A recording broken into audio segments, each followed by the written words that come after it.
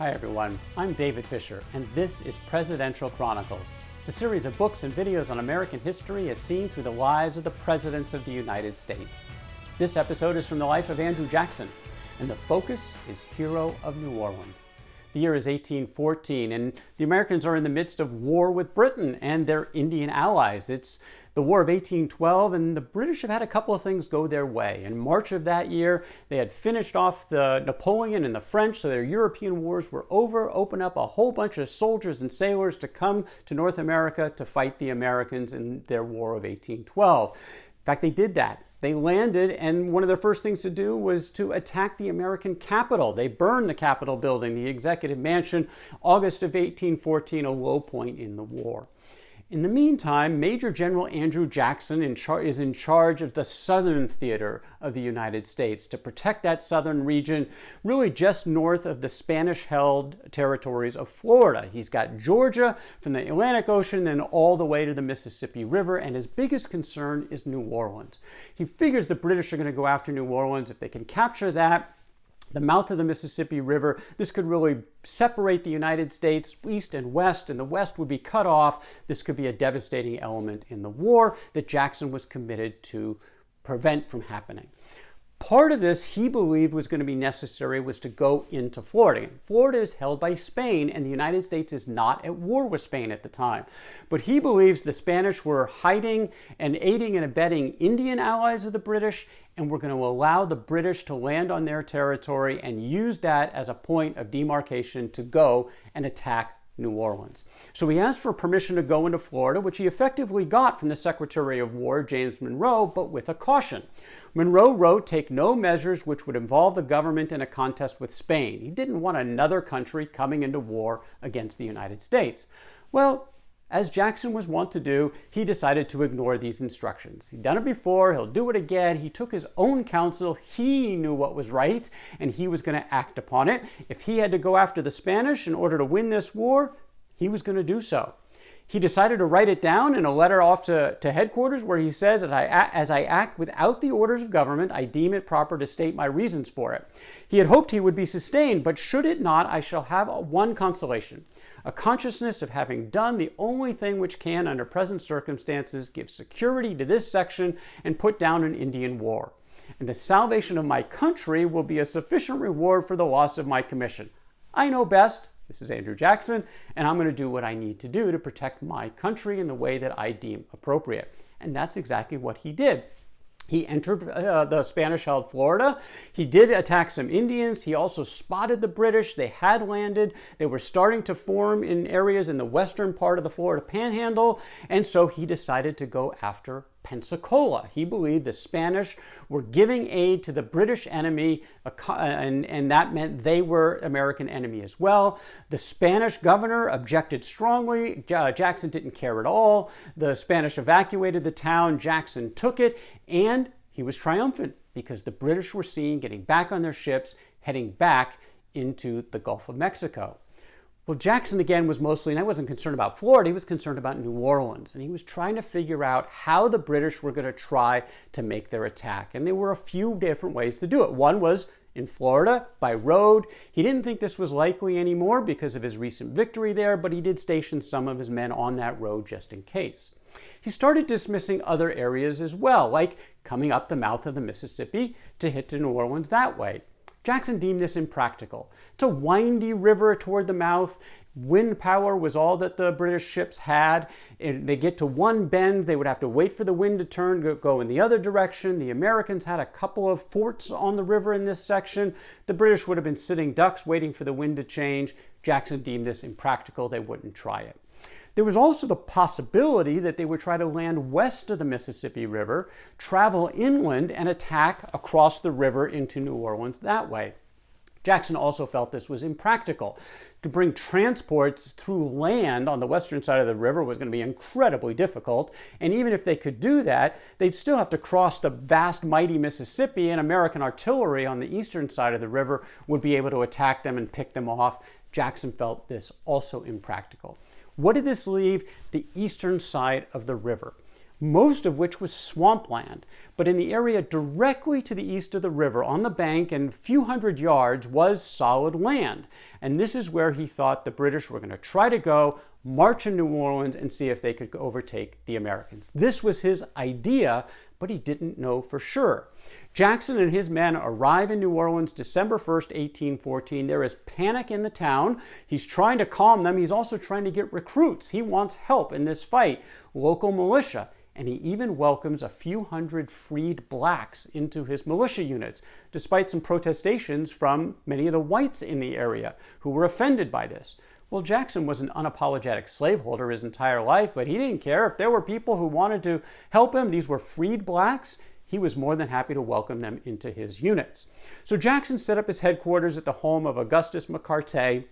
The population was scared to death, especially when the Americans spotted the British ships in Lake Borgne, which is just to the east of those swampland on the eastern side of the Mississippi River. At this point, with panic setting in the town, Jackson's their only hope. Jackson took the next step: martial law. We didn't have any authority to declare martial law, but he did it anyway. And he meant it like Jackson always did. He said at the time, the rules and articles of war annex the punishment of death to any person holding secret correspondence with the enemy, creating false alarm, or supplying him with provision. The general announces his unalterable determination rigidly to execute the martial law in all cases. He will separate our enemies from our friends. Those who are not with us are against us and will be dealt with accordingly. This was typical Andrew Jackson, regardless of the fact that he really didn't have any authority to do this. Now, this was on December 18th. A couple of days later, Jackson got the good news that General John Coffee, who had been his right hand in many battles before, arrived with 3,000 additional Tennessee recruits and a regiment of Mississippi dragoons. So his forces are starting to get some numbers where he feels he has a chance to hold off the city against the British. Well, on December the 22nd, a couple of days later, the British actually sent an advance unit of about 1,800 men under Major General John Keane and Colonel William Thornton through those swamps, and they landed at a plantation that was owned by Jacques Villere, who happened to be a major general in the Louisiana militia. Now, he wasn't there at the time, but his son Gabriel was there, who was captured. Gabriel escaped. He set his sights directly for Andrew Jackson's headquarters and informed him that the British have landed. They have taken his plantation. This is helping to confirm exactly what Jackson thought on the route that the British would take. Now, this is where leadership comes into play in military action. Look at the two sides. Major General Keane on the British side stopped at the plantation and was going to wait for reinforcements. He could have gone directly into New Orleans. In fact, he was encouraged to do so by many of his men, but he was cautious. He didn't know how many men Jackson had. He wanted to wait for reinforcements and have a bigger contingent to go make the attack. Jackson, on the other hand, pounded his table as immediately he heard the word from Gabriel Villere and said to his men, "Gentlemen, the British are below. We must fight them tonight." And he went directly at them. No hesitation whatsoever. It was a night fight. It was more of a skirmish. Neither side really won, but in big picture, it was a victory for Jackson. At this point, he knew exactly the path that the British were following, and he also, by attacking, convinced Keane not to try to attack. He was going to wait for those reinforcements, which bought Jackson some time. It was a key moment in the entire battle, at this point in December 22nd, where Jackson clearly had the advantage. So what did Jackson do? Just north of the Villere Plantation was something called the Rodriguez Canal. It was a mill race, a ditch. A water would flow from the Mississippi River just a few hundred yards off into the various plantations that were bordering the swamp area on the eastern side of the river. Well, this was a perfect spot to build a defensive line. This ditch was 4 feet deep, anywhere from 10 to 15 feet wide. And what did Jackson do? He decided to build a wall of mud. 5 feet high, several feet thick, enough that it could actually withstand not only musket fire, but artillery fire in some cases. It was destined to build an impenetrable wall from the inch next to the banks of the Mississippi River all the way into the swamp. The entire area, and basically was going to dare the British to come and attack him in this strong defensive stand. Another key part of this was that he had time, because the British spent a couple of weeks getting their men from Lake Bourne off their ships into the position to attack. Why did it take so long?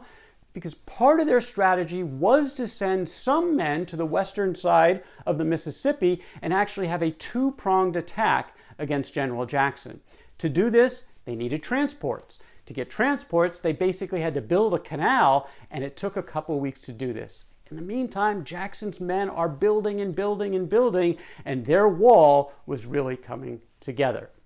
Now, Jackson also was wary of what could happen on the western side of the river, so he sent General David Morgan and some men on the western side to try to defend that. He had about 4,000 men manning his mud ramparts and another 1,000 men in behind between him and New Orleans in case they broke through.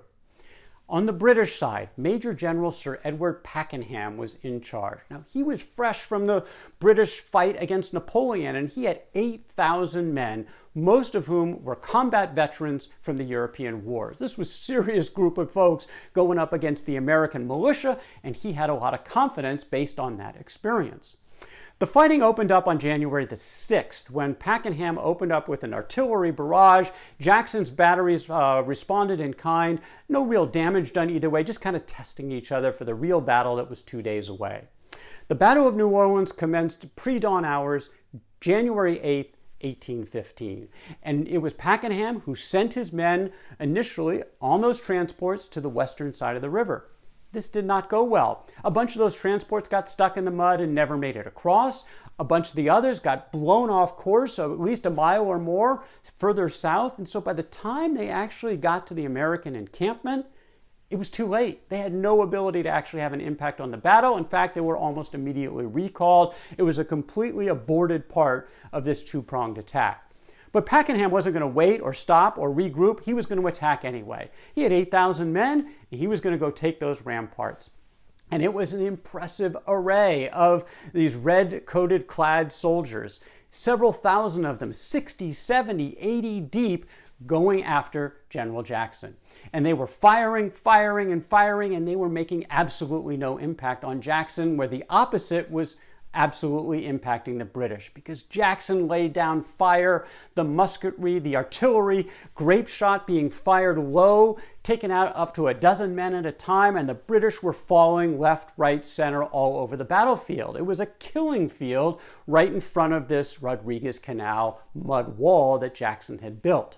Well, Pakenham himself realized that things were in trouble, and so he took the field, took command on the field, and made it up to the canal, where he realized the other flaw in his plan. The intent was to have ladders to help them get across the canal and up these ramparts. Otherwise, his men would be sitting ducks at the base of this wall. They didn't bring enough ladders. And so almost every phase of Pakenham's plan was beginning to fall apart. It cost him his life. He died right near the Rodriguez Canal. Other generals started to fall, and ultimately the British ordered a retreat. The entire Battle of New Orleans was only about 30 minutes, and it was as one-sided and major victory in the annals of American military history. A lieutenant from the British by the name of Klieg, actually George Klieg, said at the time, "Of all the sights I ever witnessed, that which met me there was beyond comparison the most shocking and the most humiliating. Within the narrow compass of a few hundred yards were gathered together nearly 1,000 bodies, all of them arrayed in British uniforms.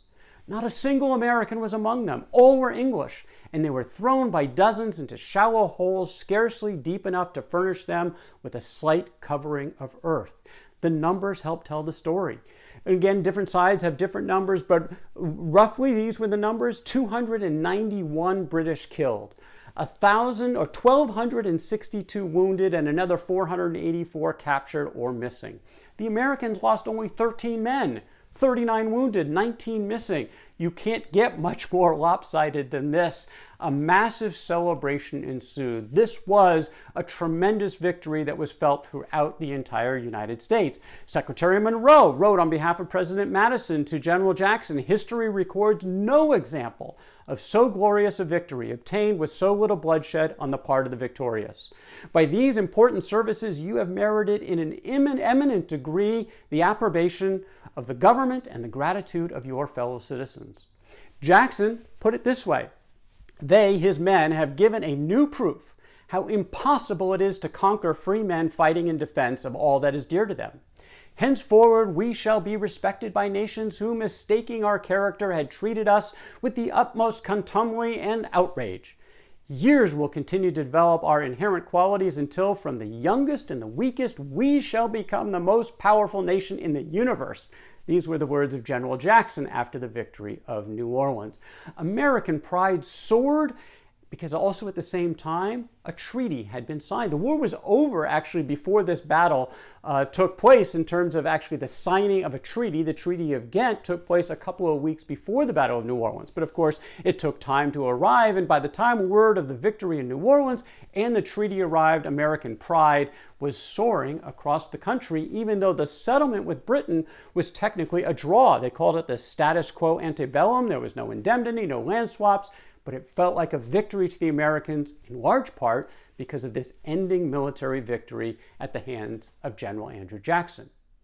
Now, almost everything with Jackson always comes with a twist. And sure enough, the ending of this battle has a little bit to the saga, because Jackson was not ready to release the town from martial law, not until the treaty was ratified by the United States Senate. They heard about the treaty on February the 19th, and that's when the locals wanted to take their town back. Jackson said no. He was waiting for confirmation on ratification. Martial law would still stand, and the locals were upset. One local politician just blatantly accused Jackson of abusing his authority. What did Jackson do? He arrested him. He then appealed to a federal judge who got a writ of habeas corpus out there. What did Jackson do for the federal judge? He gave orders to Colonel Matthew Arbuckle that, having received information that Dominic A. Hall, the federal judge, has been engaged in aiding, abetting, and exciting mutiny within my camp, you will forthwith arrest and confine him. Federal judge. But again, martial law held. Finally, in March 13th, word had come that the treaty had been ratified. Jackson released the town from martial law. Judge Hall was back on the bench, and he hauled Jackson into court, charging him with contempt. Jackson gave his defense. He said at the time, whenever the invaluable rights which we enjoy under our happy Constitution are threatened by invasion, privileges the most dear, and which in ordinary times ought to be regarded as the most sacred, may be required to be infringed for their security. Again, Jackson always justifying his actions. Judge Hall didn't take this. He held Jackson in contempt. He fined him $1,000.